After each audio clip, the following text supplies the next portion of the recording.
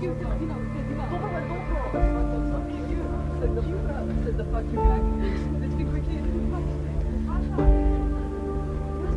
znam?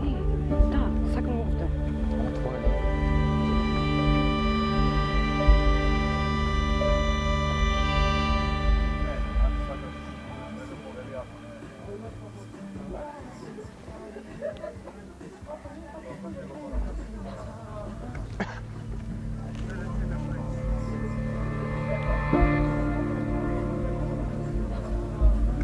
Што е ова, бе? Што е ова, бе? Нормална ли си ти, бе? Нормална ли си? Ме уценуваше дека ќе ги објавиш фотките. Па кое уценување, бе? Не збори вака, ме срамиш пред луѓето, излагај надвор. Срам? Излагај. Срамот? Абе, излагај надвор. А не е срамота што ме принудуваш да бидам со тебе, а? Кој те Тоа е принудува? насилство. Бе, кое насилство? Излагај надвор. Излагај надвор. Излагај. Те пријавам во полиција ако не ме оставиш на рад. Ај, доставај. Тука јас сум машкото. Како јас ќе кажам, така ќе биде. Јасно ли ти е? Дали ти е јасно? Јас дојдов да гледам филм, ти иди си ако сакаш. Ова е последно предупредување. Не идам никаде со тебе. И ќе те пријавам во полиција доколку не ме оставиш на рад. Пред луѓе вака јако се бреше. Се разбереме после.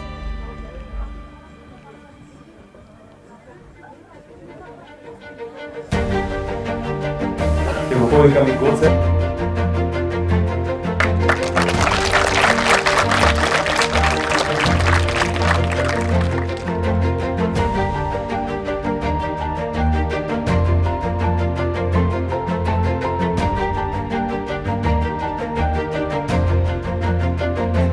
Се наежив кога го гледав се ова.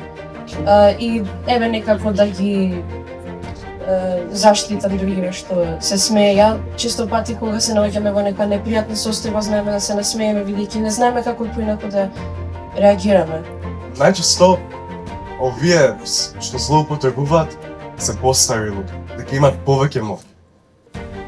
Ама исто така и може да се и малолетни луѓе што уште помалолетни злоупотребуваат. И мене многу пати ми се има случано да ми пишуваат некои постари од мене, здраво, дали може да се запознаеме и такви работи. Прво што го правам, не ја отварам пораката, веднаш ги блокирам и ги тргам од мојата социјална мрежа.